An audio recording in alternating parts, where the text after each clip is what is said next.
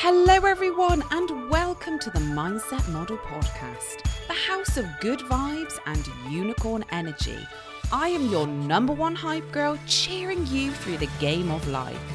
On this podcast, I am here to help you unleash your best self, to bring your dreams to life using the art of mindset and manifestation.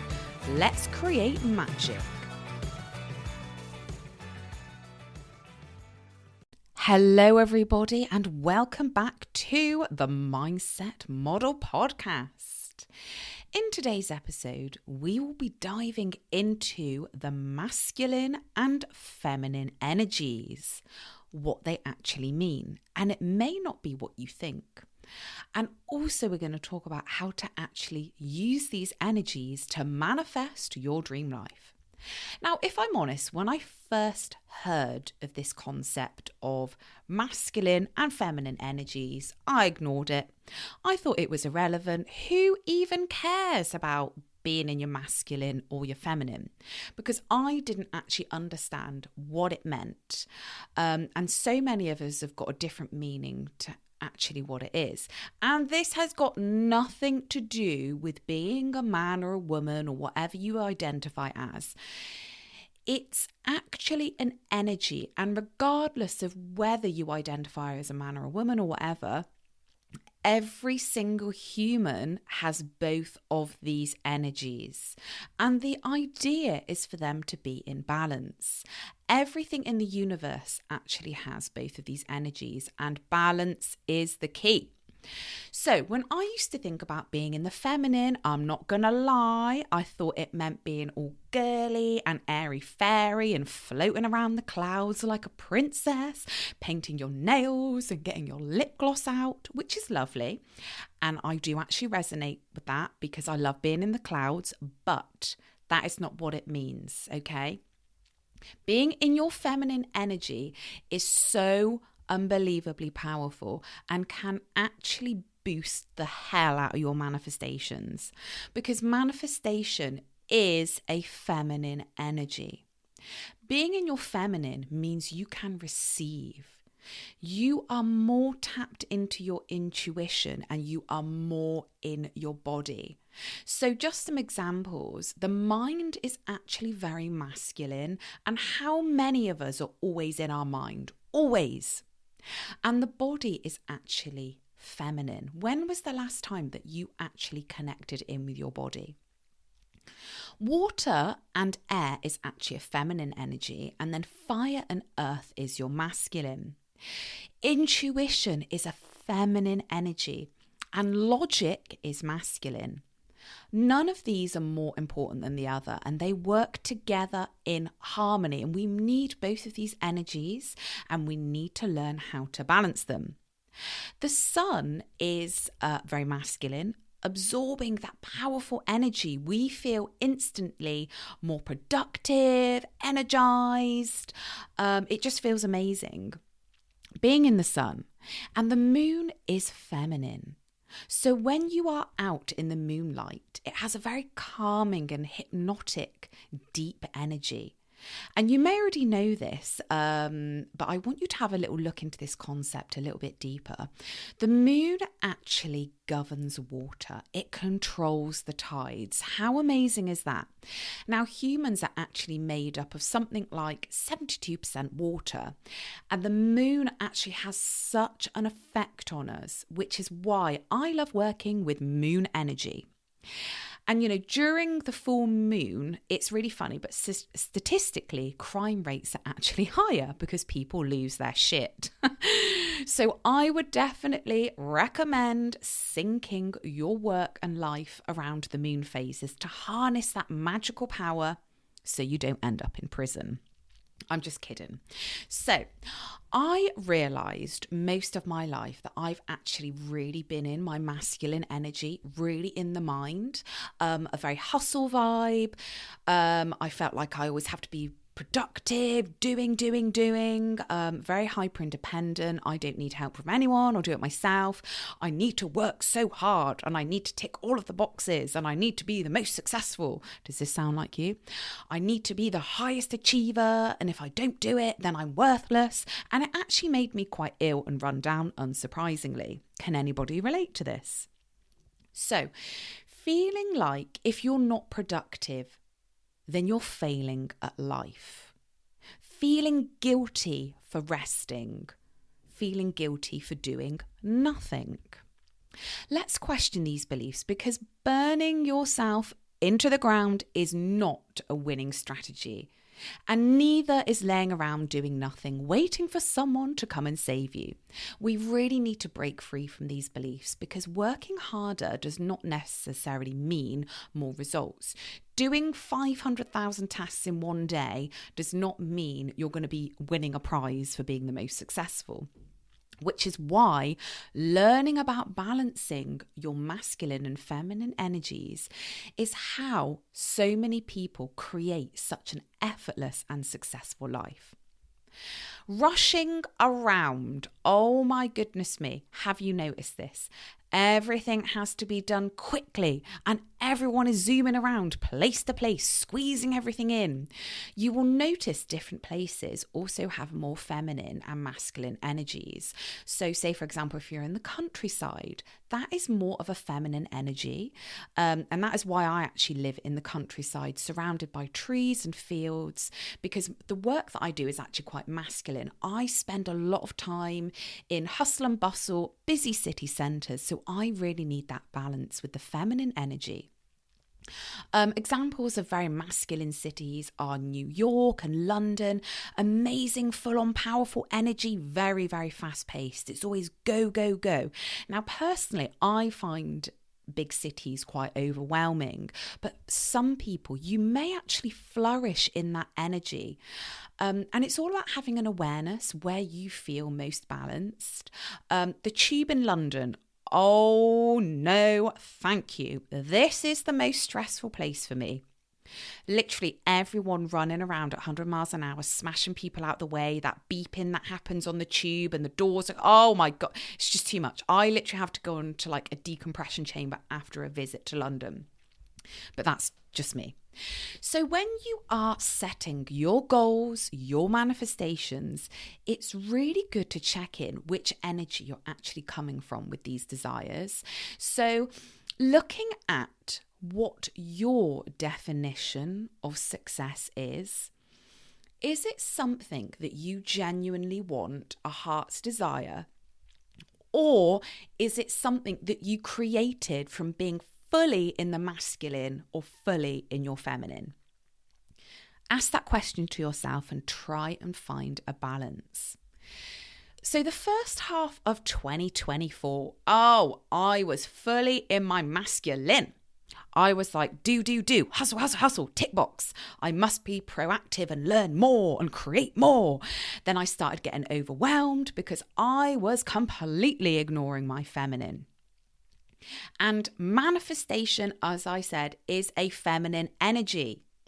Luckily, I have access to the most amazing teachers who pointed this out to me, what it actually means to be with your feminine, and actually how doing less and just being in the body can help you achieve more. So I'm so excited to share this with you.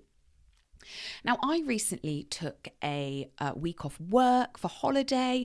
I normally have a week off in September after the summer madness. And normally I would have packed this week with activities to make sure it was jam-packed, full of fun. Now, my mindset at the time was very much, this is previously, oh my God, like I'm not making the most of my time off. I need to make sure that I'm doing everything and cramming in as much as possible. Then I realised, after learning more about the masculine and feminine, that I actually needed to change this belief. This idea was no longer serving me. My higher self was like, shut the fuck up and go with the flow. Go somewhere where you can just be. So instead, our little holiday we booked a little retreat only for 2 nights at this amazing, cozy little cabin in the middle of nowhere. We had no TV, no Wi-Fi. Instead, there was fields, trees, babbling brooks. We had panoramic views of the breathtaking Devonshire countryside. There was an outdoor fire which we lit every single night, and we watched the vibrant orange sunset, gazing at the fire dancing and listening to logs crackling on the fire.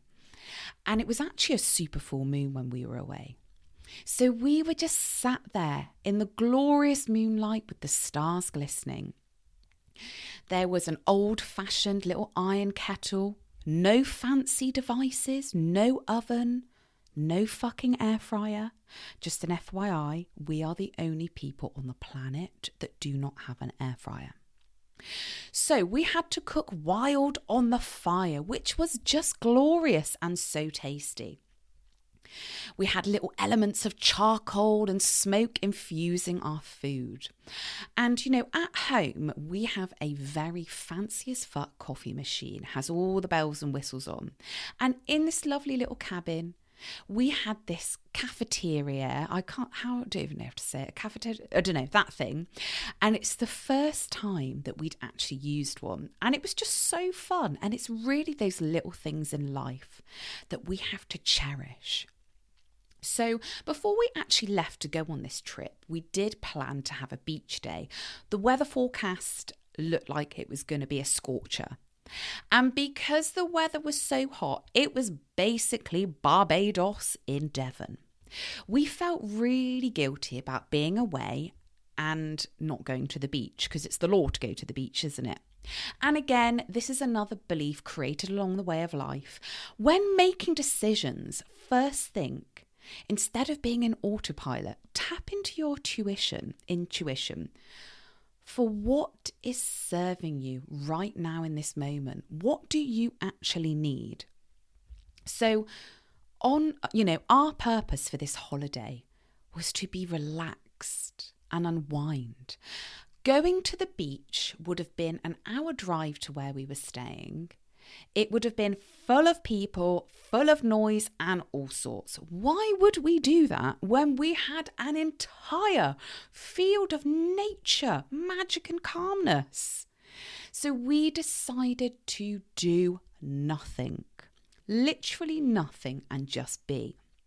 So for an entire day, we just went with the flow, didn't plan in anything. And to start off with, this was really, really hard because normally, we're programmed to get up at 6 a.m. doing all the tasks and the errands and the work and all of life's needs. So just stopping was quite hard because you do get that little bit of guilt and you feel like you're being a bit lazy, again, which is a ridiculous belief. So the day of nothingness, we laid in bed until 9 a.m., which has not happened since we were in our 20s. Reading beautiful books. I was reading a book called The Having, which is all about being in the moment and gratitude and abundance. We were just watching the birds. And then we sat outside in the sunshine, drinking tea and eating biscuits all damn day. The calm and relaxing vibes were a 10 out of 10, and it is everything that we needed. So as we move into autumn and winter, this signifies a time to take your foot off the gas a little bit. Really relax and harvest all of the good work that you've put in throughout the year. Like the seasons, it's time to make space and to conserve energy and be in the body. I take a lot of inspiration from good old Mother Nature.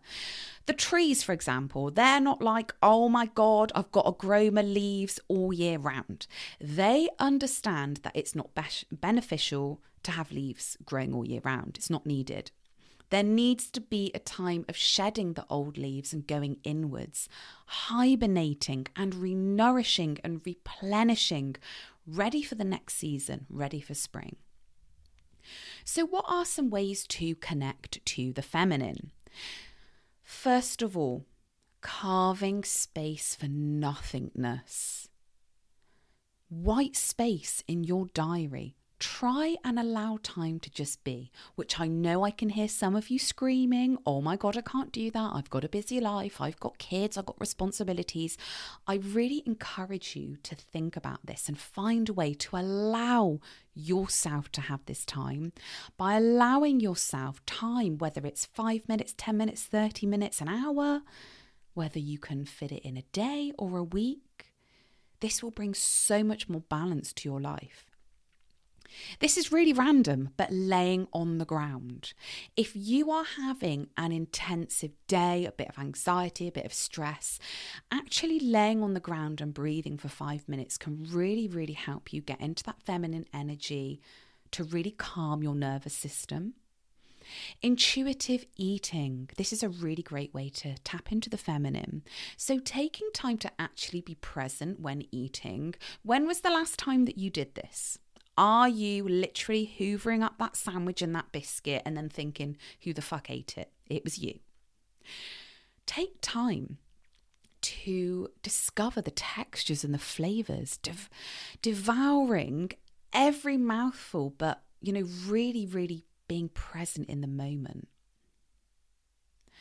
So feeling good in the body, feminine movement, like dance and yoga, even light walking, just to really get the body moving. Setting boundaries, getting creative, get out of the mind and into the body. Really have that awareness of balance. So my final advice for you, my loves, is more flow and less force. Release your grip on life and just be in the moment. I really hope you enjoyed this episode, my loves. Feel free to follow my Instagram account, The Mindset Model, for more inspiration. Have the best week and I will see you all soon.